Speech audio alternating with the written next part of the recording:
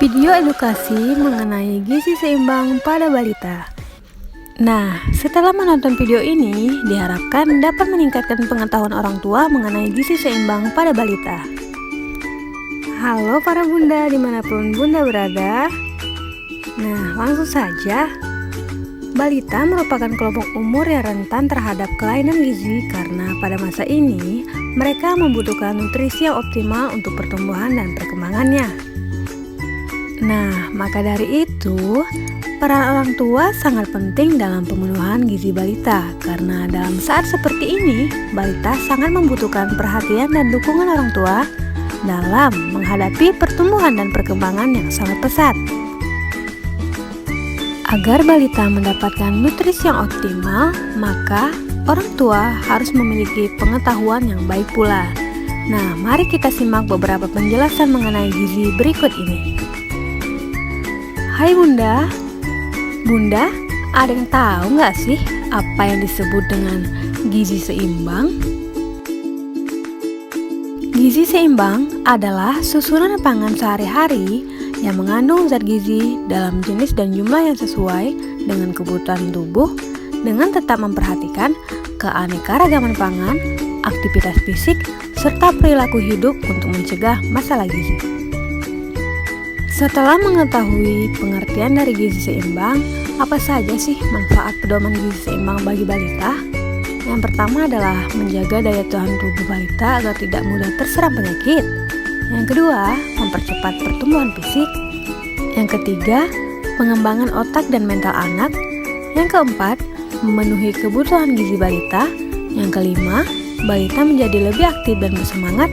Dan yang terakhir adalah balita menjadi tidak mudah lelah. Bunda, status gizi balita dapat dipantau dengan menimbang berat badan dan mengukur tinggi ataupun panjang badan anak setiap bulannya di posyandu loh, agar tidak terjadi masalah gizi yang tidak diinginkan pada anak kita. Nah, zat gizi apa saja yang harus dipenuhi oleh balita? Yang pertama ada energi, kedua ada protein, yang ketiga ada lemak, yang keempat ada karbohidrat, dan yang terakhir adalah vitamin dan mineral.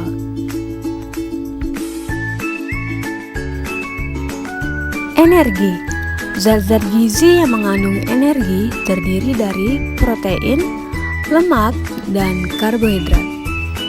Berdasarkan angka kecukupan gizi, kecukupan energi sesuai umur balita adalah sebagai berikut. Selanjutnya ada protein. Protein merupakan asam amino esensial yang diperlukan sebagai zat pembangun. Berdasarkan angka kecukupan gizi, kecukupan protein sesuai umur balita sebagai berikut. Lanjut, yang ketiga ada lemak. Di Indonesia, energi yang berasal dari lemak pada umumnya sekitar 10-20%. Berdasarkan angka kecukupan gizi, kecukupan lemak sesuai umur balita seperti gambar yang ada di sini.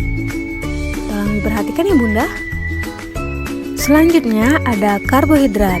Pada air susu ibu atau yang biasa kita kenal dengan ASI dan sebagian susu formula bayi, 40-50% kalori berasal dari karbohidrat, terutama laktosa.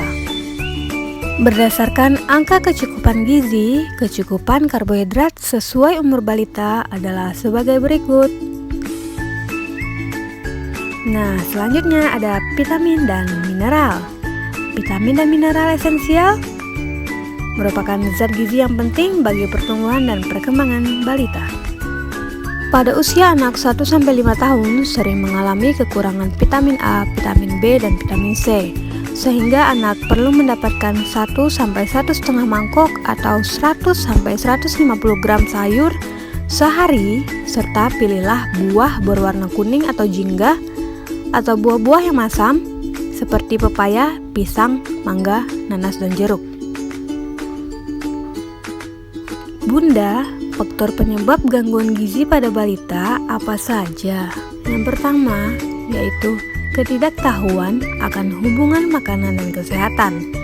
Yang kedua, adanya prasangka buruk terhadap terhadap bahan makanan tertentu. Yang ketiga, adanya kesukaan yang berlebihan terhadap jenis makanan tertentu. Yang keempat, jarak kelahiran yang terlalu rapat. Dan yang terakhir adalah sosial ekonomi rendah. Nah, dampak tidak menerapkan pedoman gizi seimbang pada balita, yang pertama ada gizi buruk, kedua ada gizi kurang, dan yang ketiga ada gizi lebih. Berikut adalah anjuran untuk orang tua dalam pemenuhan nutrisi pada anak.